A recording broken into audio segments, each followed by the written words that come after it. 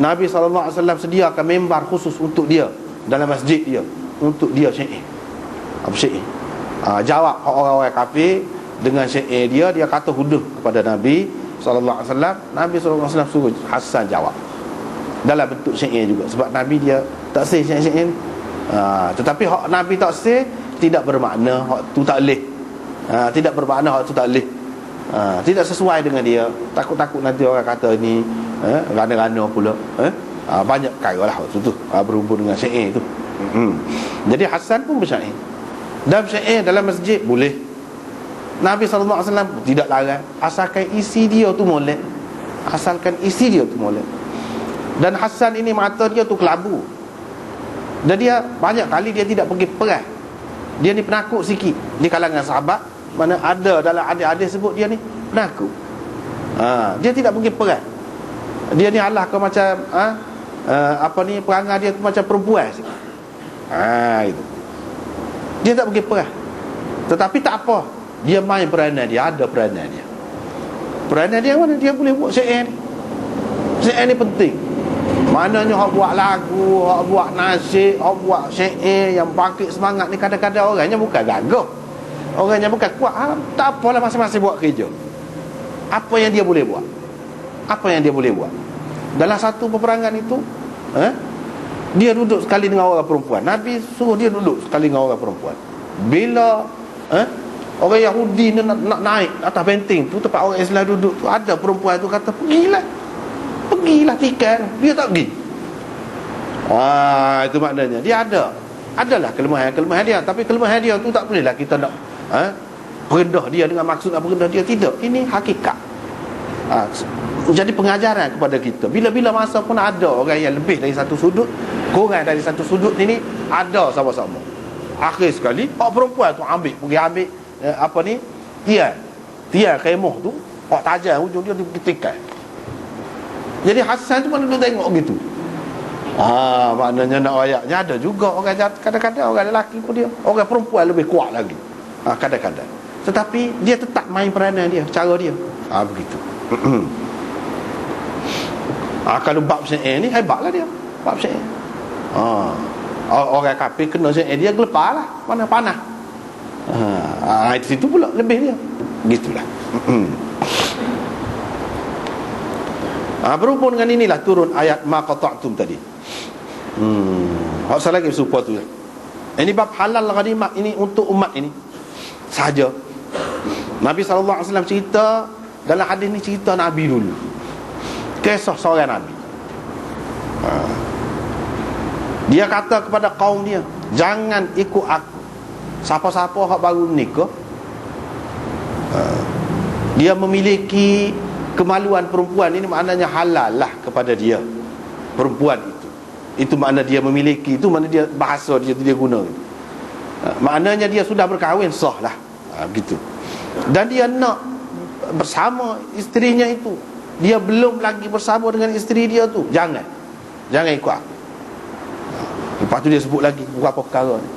Jadi hadis ini serupa dengan hadis yang lain juga. Janganlah hakim itu membuat keputusan dalam keadaan dia ghadban. Dulu kan kita sudah jumpa dah. Jangan hakim itu membuat keputusan dalam keadaan dia tu marah. Nabi kata marah saja apa? Tidak. Mana dalam keadaan yang menyebabkan keputusan dia tu bercelaru ataupun tidak molek. Serupa juga di sini, pergi perang tu mana dalam keadaan hati tu tidak bulat molek. Nak buat sesuatu perkara yang besar ni, kita kena selesai dulu hak kecil-kecil. Itu pengajarannya. Adab juga tu. Kalau tidak, kita akan terganggu. Misalnya kita nak kecek saja pun, nak kecek, nak mengajar ni, kalau tak selesai buang air, tak sedap nak kecek, duk senak perut semacam. Itu setara tu. Kalau benda lain, lagu tu lah gapa-gapa pun. Dan tidak khusus dengan hak ni saja, dengan kahwin dia. Sebab tu dia sebut beberapa perkara. Maknanya benda penting lah. Kehadiran dia tu bermakna.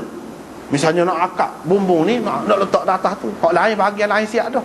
Tapi nak akad tu perlu dia. Nak keruh orang kau apa perlu dia. Jadi susah kalau tak ada dia, menyusahkan orang lain. Jangan. Maknanya nak pergi perang ni biar semua tak ada, fikiran kita ni tak ada, dia sakut-sakut gapo dah, selesai berlaku dah. Mana kalau mati pun tak apa dah kita. Orang kemudian selepas daripada kita tu tidak jadi susah. Itu dia. Jadi kalau bini bersetubuh tu kadang-kadang sekali ya sudah lekat dah anak, kan ada zuriat, ada baiknya kalau pergi tu bolehlah mati syahid tu, tapi anak yang akan meneruskan perjuangan boleh jadi tak ada. Jangan buat. Maknanya duduk sekali rumah, biar orang kemudian orang di belakang ni kalau kita mati pun mana dia tak ada mikir, tak ada susah. Begitu. Begitu juga kalau dia beli kambing ataupun unta, kira-kiranya unta tu tak lama lah nak beranak, kambing tu jadi perlu kepada penjagaan. Kalau tak ada orang yang bagi perhatian yang khusus kepadanya, boleh jadi terganggu, mati ke apa ke. Ini semua yang boleh mengganggu lah fikiran dia tu, perasaan dia. Tunggu dulu, biar selesai tu. Ni perang dalam perang lagu mana ni? Perang, ulama katakan perang hak fardu kifayah, bukan fardu ain. Perang hak fardu ain macam mana? Dalam keadaan orang musuh mari serang kita di tempat kita. Hak tu infiru khifafan wa thiqala. Hak tu lah masuk dalam ayat tu. Kamu kena perang dalam keadaan senang kau, susah kau, lagu mana kau perang. Setakat mana kita boleh, kita kena lawan. Bahkan orang-orang perempuan dan kanak-kanak pun kena main bahagian masing-masing, main peranan masing-masing. Setakat mana hak boleh. Itu kalau sudah musuh mari ke tempat kita betul. Itu tak boleh. Itu fardu ain. Dalam keadaan itu. Hak ni maksudnya hak kata tak apa, kena tunggu dulu ni, selesaikan masalah-masalah ni. Hak ni hak fardu kifayah. Dalam keadaan ramai lagi orang lain, hak tak ada masalah, boleh pergi. Dalam keadaan itu. Jadi Nabi yang dimaksudkan ini, Nabi mana? Iaitu Nabi Yusha' bin Nun. Dia ni khalifah kepada Nabi Musa. Khalifah kepada Nabi Musa. Dan dia juga Nabi. Yusha' bin Nun. Nabi Musa duduk latih pengikut dia di apa ni, orang panggil padai tih tu. Tih tu maknanya bukan sesak sebenarnya, dia pergi latih, bina peribadi umat dia tu yang telah rosak kerana diperhambakan oleh Firaun sekian lama tu. Dia bina situ, tak bebas lah. Dia tak ada nak pergi ke Mesir semula. Hak pergi ke Mesir semula, takluk Mesir tu anak murid dia Yusha' bin Nun. Anak buah dia ni, hak ni lah hak pergi ketika nak berjumpa dengan orang alim Khadir itu. Hak ni lah juga Yusha' bin Nun lah hak pergi sekali dengan Nabi Musa tu. Hak tinggal ikan ke apa tu kan. Hak ni lah Yusha' bin Nun. Dia ni selepas Nabi Musa Nabi. Jadi Nabi. Dialah kata. Dan Nabi SAW tak ada komen apa dia kata. Artinya syariat kita ni serupa dengan syariat dia juga dalam bab ni. Kalau tidak, Nabi kata ni hak dia. Kalau kita tak boleh ke mana-mana pun, bila kena pergi perang baru nikah pun tak ada duduk sekali dengan bini pun kena pergi mana. Dia mesti rayak gitu. Kalau bila dia rayak cerita orang dulu, lepas tu dia tak ada komen ke apa-apa, tak ada ubah ke apa-apa, bermakna hukum untuk kita pun lagu tu juga. Itu kaedahnya. Hukum untuk kita pun lagu tu jugalah. Dan ini hak disebut ni bukan khusus dengan 3 perkara ni saja. Hak lain-lain pun yang mengganggu perasaan, mengganggu fikiran, mengganggu jiwa, serupa juga. Jadi Nabi tu pun pergilah sapa dekat negeri hak dia nak perang. Faghaza fa'adna adna. Dalam setengah-setengah nusrah faddana gitu. Dia sapa dekat negeri. Pada ketika sembahyang asar ataupun dekat waktu sembahyang asar. Jadi ini menunjukkan, dia sebut sembahyang tu, sembahyang dia ni adakah serupa kita? Tidak. Sembahyang tu tidak serupa kita 100% ni. Artinya melakukan ibadat lah. Orang dulu tu dia ada juga ibadat. Di antara waktu ibadat dia nya waktu tu. Sembahyang dia tu tidaklah serupa kita. Dengan kena ada air sembahyang gitu gini, ada cara dia lah. Tapi dia buat pada masa tu. Dia pun kata kepada matahari, engkau diperintahkan oleh Allah, aku juga diperintahkan. Allahumma ya Allah, kamu tahanlah matahari ni untuk aku sebentar. Maka ditahan matahari itu untuk dia, sehingga Allah memberi kemenangan kepadanya. Tak apalah. Jadi maknanya di sini matahari itu ditahan. Ditahan tu lagu mana? Tak gerak kok. ataupun dipanjangkan sikit masa dia tu kalau lagu mana, ataupun perlahankan perjalanan dia. Macam-macam pendapat ulama lah. Kok mana-mana pun tak ada habislah waktu asar tu. Dia dah semaya dalam waktu. Hadis ini menunjukkan jaga waktu tu memang besar makna dia. Besar makna dia. Dalam keadaan yang susah, dalam keadaan yang berat pun mana kena jaga juga. Terutamanya semaya tu. Kena jaga. Hak mana hak berkait dengan waktu lah. Hak mana hak berkait dengan waktu. Kalau tidak berkait dengan waktu tak apa. Hak mana hak berkait dengan waktu. Misalnya kalau kurban, selepas semaya tu jangan sebelum. Kalau sebelum tak jadi, selepas. Dan kalau hak lain mengikut keadaan lah. Mana kena jaga waktu itu. Itu yang pertama. Yang keduanya, Allah SWT menyatakan mukjizat Nabi ni. Ini salah satu mukjizat dia.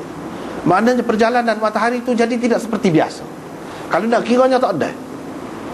Tetapi dengan sebab dia minta dengan Allah SWT, jadi dah. Jadi dah dia semaya tu. Dan disebutkan mana kira-kiranya Allah SWT nak beri kemenangan kepada dia tu sebelum jatuh matahari. Jadi kalau dia duduk semaya agak pun boleh jadi kira-kiranya benar. Benar pun maknanya tidak tepatlah dengan hak dijanjikan. Hak dijanjikan sebelum. Jadi ni masa tak ada dah. Kalau pergi perang maka masa kalah. Nyelepaslah pula. Jadi lagu mana? Jadi kira-kiranya dia nak jagalah hak janji Allah SWT kepada dia tu dia nyata. Kepada pengikut-pengikut dia bahawa kemenangan itu Allah SWT akan bagi sebelum jatuh matahari. Dan sampai tidak terganggu juga ibadat. Jadi dia pun semayalah, tak apalah.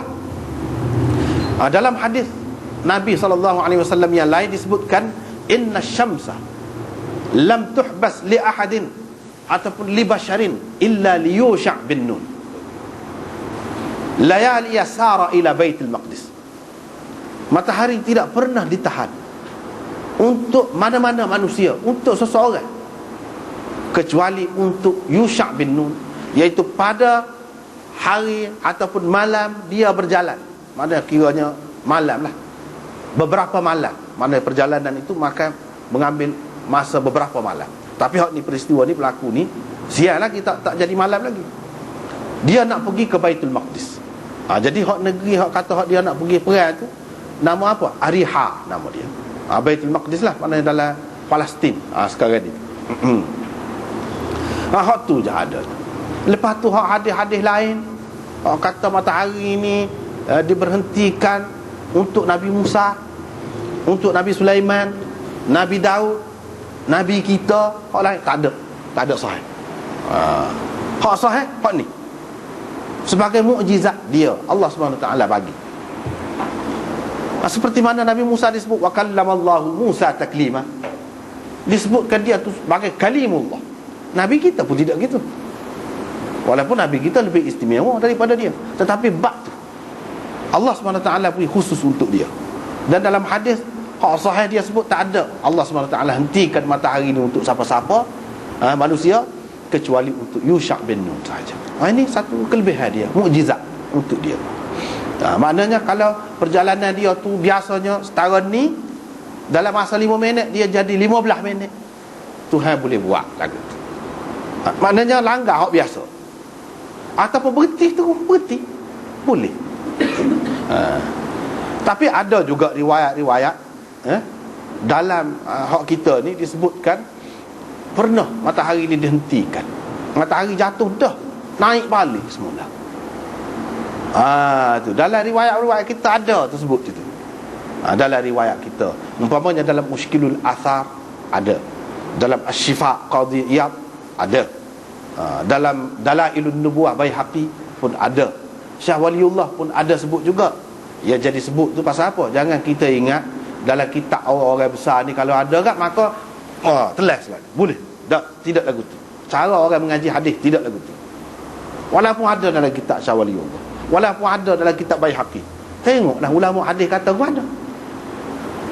Ulama hadis amal-amal tidak semesti ada dalam kitab orang tu ahli sunnah, imam ahli sunnah tu mana semuanya boleh pakai lalu sahih lalu. Tidak lagu tu. Itu sebab kita nak sebut. Apa ni cerita ni? Kononnya ni cerita ni. Nabi SAW letak kepala dia atas paha Saidina Ali. Dia tubik dia cerita.